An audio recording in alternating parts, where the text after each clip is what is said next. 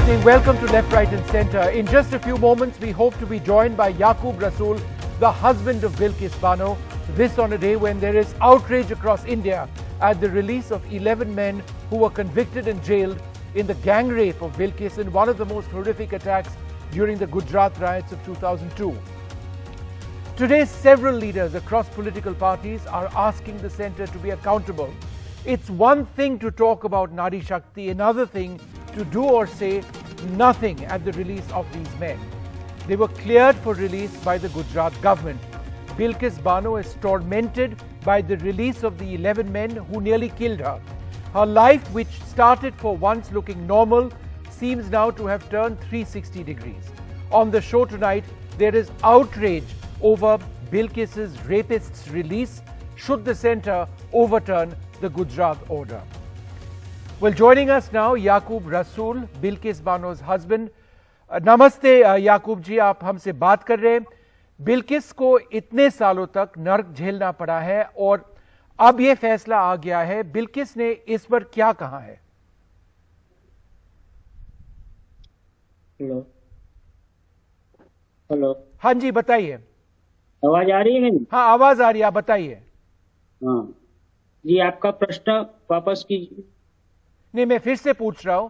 बिल्किस को इतने सालों तक नरक झेलना पड़ा है और अब ये फैसला आ गया है।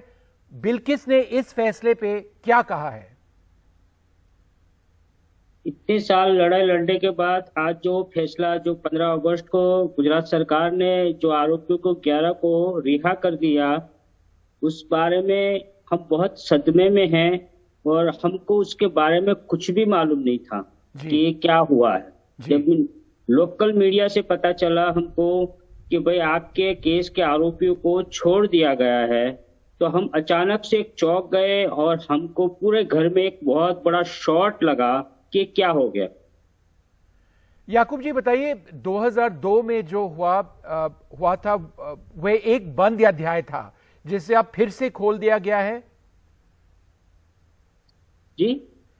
2002 में जो हुआ था एक बंद चैप्टर था, एक बंद अध्याय था जिसे अब फिर से बिल्किस के लिए, आपके लिए खोल दिया गया है।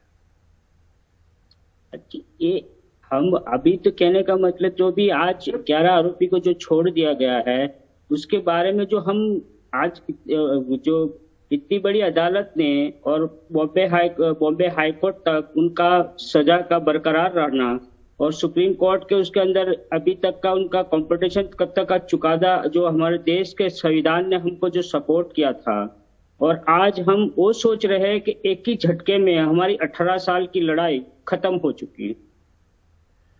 क्या अब आप इस कोर्ट में चुनौती देंगे? देखो, इस वक्त हम बहुत सदमे में हैं। हम बिल्किस की बहुत मायूस है, किसी से अभी बात भी नहीं कर रही है और बहुत मुश्किल है। जो डर वो लोग आरोपी जब पैरोल पे छूट के आ रहे थे तो कम डर था, लेकिन आज वो पूरी तरह छूट गए हैं तो डर हमारे दिल में और हमको बहुत डर लग रहा है। इन लोगों के रिहाई पर बिल्किस से सलाह नहीं ली गई, क्या आप मानते हैं कि ये बहुत गलत था? बिल्कुल गलत। जो इनकी रिहाई की कोई सुनवाई, कुछ भी हमारे पास लीगल नोटिस स्टेट गवर्नमेंट ने या कुछ भी हमको बताया नहीं कि आप, तो हमको कैसे पता चलेगा? आपको सॉरी, क्या बता रहे थे? उनको एकदम मतलब आपका कोई आइडिया नहीं था? बिल्किस को किसी ने बिल्कुल कोई आइडिया नहीं था। जब तक लास्ट मोमेंट में लोकल मीडिया से पता चला हमको कि आपके केस में 11 आरोपी को स्टेट गवर्नमेंट ने, गुजरात सरकार ने छोड़ दिया। क्या अब आप अपनी सुरक्षा को लेकर चिंतित हैं क्योंकि इन लोगों को रिहा कर दिया गया है? जी जी, आप अपने सुरक्षा के लिए, अपने शारीरिक सुरक्षा के लिए को लेकर चिंतित है क्योंकि इन लोगों को रिहा कर दिया गया है? नहीं, मैं फिर से, आप सुनाई दे रहा है याकूब जी? सुनाई दे रहा है आपका? जी बोलिए। नहीं, मैं सिर्फ आपसे ये पूछ रहा हूं कि आप अपनी और बिल्किस की शारीरिक सुरक्षा को लेकर चिंतित है क्योंकि इन लोगों को रिहा कर दिया गया है। बहुत चिंतित है हम लोग। तो आप लोग क्या करेंगे? मतलब और कहीं जाना पड़ेगा आपको, और कहीं रहना पड़ेगा आपको? आप और कहीं जाना चाहेंगे? मतलब आप क्या करेंगे अब? देखो, अभी हम कोई चीज बता नहीं पा रहे हैं, हमको क्या कहीं जाना है, क्या है करना है, क्योंकि हमारे पास ऐसे कोई लीगल कोई पेपर नहीं है और हमारे पास उसकी कोई सूचना नहीं है, अभी तक कोई जानकारी नहीं है। जब तक उनको जानकारी देने के हमको पता चलेगा तभी उसके में कुछ कर पाएंगे, लेकिन अभी हम बहुत दुखी है। क्या आप मानते हैं कि ये बिल्किस को निशाना बनाने की एक राजनीतिक साजिश है? मैं उसमें नहीं पढ़ना चाहता हूं, लेकिन हमारे साथ जो हुआ है और जो 11 बिल्किस के साथ जो हुआ है और 11 दोषी को स्टेट गवर्नमेंट ने छोड़ दिया है, वो हमारे साथ नाइंसाफी हुई है।